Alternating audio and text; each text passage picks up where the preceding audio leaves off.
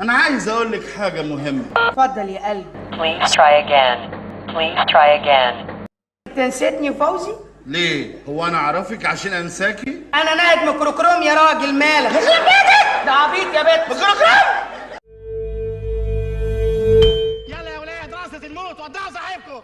يا اهلا بيكم مره تانية. بعد ما خلصت رقصه الموت واكتشفت انك اصلا كنت بتحلم، صحيت مفزوع وجريت بسرعه تنط في البنطلون عشان تلحق ميعاد الشغل. وعشان انت مستمر في السعي رغم انك مش متاكد من حتميه الوصول، ريدت تركب 7 ورا في اخر كنبه في الميكروباص عشان تلحق البصمه قبل ما توقيت الاتش ار يخصموا لك نص يوم. الحمد لله وصلنا الساعه 9 بالدقيقه، دقيقه كمان وكان هيتخصم لنا. نلحق البصمه بقى، واول ما نجرب تسمع Please try again. يا ست اخلصي Please try again. هيتخصم لي يخرب بيت ابوكي. Please try again. وفي لحظه يجيك الفرج وتسمع من حيث لا تعلم Thank you. بس يا فرحه ما تمت، الساعه بقت 9 ودقيقه، احلى خصم عليك. وقبل ما تنفخ في وشي، انا ماليش علاقه بالموضوع، مشكلتك مع مكنه البصمه. وبما اننا بقينا اصحاب وبنتقابل مره كل 4، تعال احكي لك تاريخ مكنه البصمه. خلينا نرجع بالزمن لورا، لا ورا قوي، لحد سنه 1886 لما الدكتور والاحصائي الامريكي من اصول المانيه هيرمان هيلريس ابتكر ولاول مره جهاز كهروميكانيكي عشان يقوم بعمليات العد عن طريق استخدام بطاقات من الكرتون، لا مؤاخذه فيها سكوب. عن طريق المكنه دي قدروا يعملوا عمليات حسابيه كانت تعتبر معقده في وقتها، وحصل على براءه اختراع للجهاز ده سنه 1889، واستخدموه لاول مره في التعداد السكاني الامريكي سنه 1890، ويعتبر كان ثوره في الالات الحاسبه وقتها، واللي استخدمته لاول مره الدوائر الكهربائيه عشان تسرع العمليات الحسابيه، واللي كانت على العكس من الالات الحاسبه في وقتها، واللي كانت ميكانيكيه بالكامل، واللي كانت بتاخد وقت كبير جدا عشان تقوم بالعمليات الحسابيه. وعشان براءات الاختراع ما بتاكلش عيش، قرر ياسس شركته واللي سماها تابوليتنج ماشين كامباني عشان يبدا يلم فلوس من اختراعه الجامد جدا ده، وخلي اسم الشركه في دماغكم عشان يحتاجها في وسط الحكايه. في الوقت ده كان ويلارد باندي، واللي كان شغال في مجال المجوهرات وفي نفس الوقت كموس براءات اختراع، وعنده عدد محترم من براءات الاختراع. كان شغال على جهاز ميكانيكي عشان يقدر يسجل حضور وانصراف الموظفين، واللي حصل على براءه اختراع ليه سنه 1888. وبمساعده اخوه افتتحوا شركه وسموها باندي مانيفاكتشرنج ريكوردنج كومباني عشان تنتج وتسوق ماكينات تتبع وقت الموظفين. والجهاز ده سموه تايم كلوك. كرياتيفيتي ليفل الوحش الصراحه. نهدى بقى كده ونسكت؟ لا ازاي، هي كانت فتره ما يعلم بيها الا ربنا على دماغ الموظفين، وخاصه ان احنا كنا في عز الثوره الصناعيه وقتها، وكل شركه عايزه تحلق على الموظفين بتوعها وتتاكد انها بتدفع فلوس للي بيجي ويقعد نفس عدد ساعات العمل المطلوبه. طبعا لو تقدر تدفع اقل ما يضرش. وعشان كده دانيال كوبر قدر يخترع في نفس الفتره دي ساعه لتسجيل حضور وانصراف الموظفين باستخدام كروت من الكرتون هيتم تخريمها، وسمى الجهاز ده ورك مانز تايم ريكوردر. اوديكي فين يا كرياتيفيتي؟ هو كان عصر مليان براءات اختراع، بس كان في مشكله تقريبا في تسميه الاختراعات دي. على العموم تسجيل المواعيد عن طريق تخريم ورق من الكرتون ما بيفكركش بحاجه؟ الصوره بدات توضح معاك ولا لا؟ هيرمان هيلريس بتاع التعداد السكاني. على العموم خلينا نكمل. دانيال كوبر باع الاختراع بتاعه ده ل2 مستثمرين من نيويورك، واللي انشأوا شركه لبيع الجهاز ده وتسويقه وسموها ويلارد اند فريك مانيفاكتشرنج كومباني، والكلام ده كان سنه 1894. وفي سنه 1900 اندمجت شركه وايلد اند فريك مانيفاكتشرنج كومباني مع شركه باندي مانيفاكتشرنج كومباني عشان يكونوا شركه واحده متخصصه في بيع وتسويق ماكينات تتبع حضور وانصراف الموظفين. وفي سنه 1911 رجل الاعمال والممول الامريكي تشارلز فلين يقرر يستحوذ ويدمج الشركات اللي قلنا عليها كلها في شركه واحده وسماها كومبيوتنج تابوليتنج ريكوردنج كومباني. محدش يطلب مني عيدها تاني، انا مصدقت قلتها، واللي بيتم اختصارها بسي تي ار، عشان تكون الشركه الاكبر في امريكا في بيع وتصنيع ماكينات تتبع الموظفين، واللي كانت في سنه 1911 ارباحها حوالي 950 الف دولار، واللي يساوي دلوقتي تقريبا 25 مليون و300 الف دولار. وفي فتره بسيطه يتقرر تغيير اسم شركه كومبيوتنج تابوليتنج ريكوردنج كومباني لشركه انترناشونال بزنس ماشين. تقوليش انك ما تعرفهاش. اي بي ام، ايوه هي الشركه الاكبر في العالم في تصنيع الكمبيوتر، واللي بنت كل ثروتها في بدايه عملها على مراقبه الموظفين والخصومات اللي كانت بتلبسهم فيها. وللعلم ارباح اي بي ام في الوقت الحالي 5 مليار و753 مليون. وبالتطور الرهيب اللي وصلت له شركه اي بي ام في تصنيع ماكينات تتبع حضور وانصراف الموظفين، قدروا لاول مره اصحاب الاعمال يكون عندهم صوره حقيقيه لساعات عمل وايام حضور وانصراف الموظفين، الامر اللي ممكن يكون ساعد اصحاب الاعمال في دفع وتيره العمل وقتها. كمان كان ليه جزء ايجابي بالنسبه للموظفين، واللي ما عادش ينفع على اصحاب الاعمال ان هم ينكروا حقهم في الرواتب سواء الشهريه او الاسبوعيه بعد ما بقى حضورهم وانصرافهم متسجل عن طريق الماكينات دي. خلصنا بقى من القرن ال19 واللي كل الشركات فيه اتأمرت على الموظف عشان تراقب دخوله وخروجه، ندخل بقى على القرن العشرين واللي اتطورت فيه الأجهزة الكهربائية بشكل كبير، وتم استبدال أجهزة مراقبة الموظفين الميكانيكية بتانية كهربائية، واللي كانت أفضل في الاستخدام وأقل في المشاكل وتكلفة صيانتها بسيطة، وإن كان فضلنا لسه بنسجل حضور وانصراف الموظفين